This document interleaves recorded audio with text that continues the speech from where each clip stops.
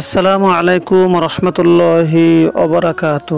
অত্যন্ত গুরুত্বপূর্ণ একটি হাদিস ইবনে আব্বাস রাদিয়াল্লাহু থেকে বর্ণিত। তিনি বললেন, কোনো এক সময় আমি নবী করিম সাল্লাল্লাহু আলাইহি সাল্লামের পিছনে ছিলাম।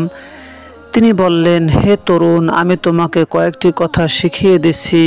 তুমি আল্লাহ তাআলার বিধিনিষেধ রক্ষা করবে, আল্লাহ তাআলা তোমাকে রক্ষা করবেন। তুমি আল্লাহ তাআলার সন্তুষ্টির প্রতি লক্ষ্য রাখবে, আল্লাহ তাআলাকে তুমি কাছে পাবে। তোমার কোনো কিছু চাওয়ার প্রয়োজন হলে আল্লাহ তাআলার নিকট চাও, আর সাহায্য প্রার্থনা করতে হলে আল্লাহ তাআলার নিকটই করো। আর জেনে রেখো, যদি সকল উম্মত তোমার কোনো উপকারের উদ্দেশ্য ঐক্যবদ্ধ হয়, তাহলে ততটুকু উপকার করতে পারবে যতটুকু আল্লাহ তাআলা তোমার জন্য লিখে রেখেছেন। অপরদিকে যদি সকল উম্মত তোমার কোনো ক্ষতি করার উদ্দেশ্য একতাবদ্ধ হয়, তাহলে ততটুকু ক্ষতি করতে সক্ষম হবে যতটুকু আল্লাহ তাআলা তোমার তাকদীরে লিখেছেন।